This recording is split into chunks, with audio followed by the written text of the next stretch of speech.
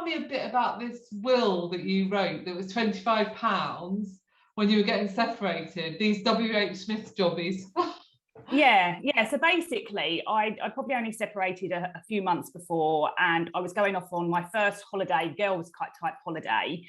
And it came to mind that if anything happened to me on this holiday, in my head, everything was going to go to my ex-husband. And obviously, the fact we'd separated, we weren't divorced, we had just separated. You know, I was keen that wasn't the case. So I got one of these wills off the shelf. I believe they were from WH Smith, something like that, post office, wherever you can pick them up from. And in my head, I was leaving half my house to my mum and dad, and I was leaving half of my savings. And I had a sole ISA as well that was in just my name. So I wrote it all out as I should have done, got it all signed as it would have said.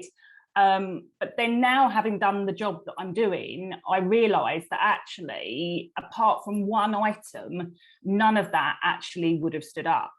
So the house was owned in joint names. So everything would have gone, the house would have gone to my ex-husband.